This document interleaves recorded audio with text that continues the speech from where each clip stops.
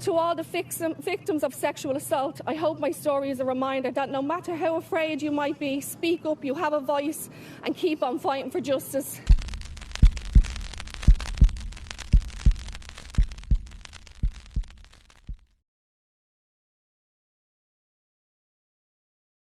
Hey yo, what's up guys, Divine Omen, and I'm back. So, like the videos you're getting in, subscribe to the channel if you haven't yet, and let's get into it.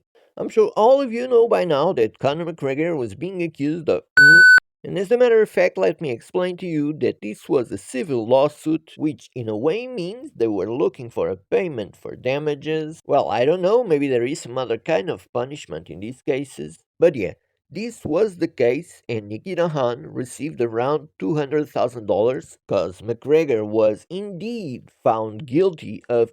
What do you have to say? Say sorry for what has happened. And I want to say I'm sorry because even though I know McGregor has a very volatile personality and is regularly involved in cases like these, well, when I heard the story for the first time and knew Nikita was looking to get paid, well, knowing McGregor is filthy rich, and also some inconsistencies on her story, like calling her partner between being by McGregor and having sex with Lawrence, and telling him she's having a great time. Well, you listen to all of this and maybe you become a bit judgmental. I guess in my case, this was the case, and I'm sorry.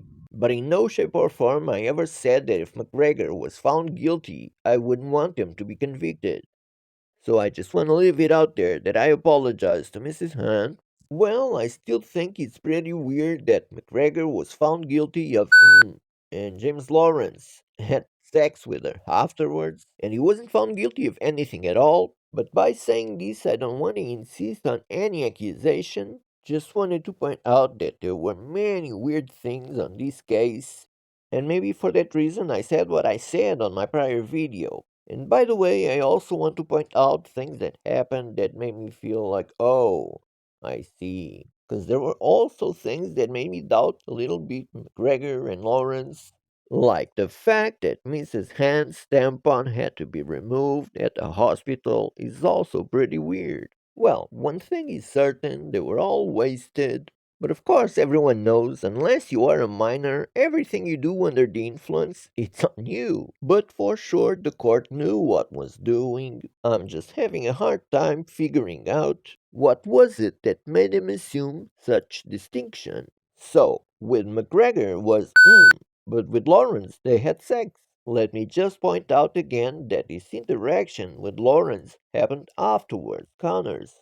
But yeah, just like I said, there were weird things from both sides. I'm telling you, I wouldn't want to be the jury. Well, and let me just mention, since we're talking about a public figure, because yeah, let's face it, at the end of the day, this is pretty intimate stuff that should only concern McGregor and Dee. But yeah, that's what I wanted to talk about.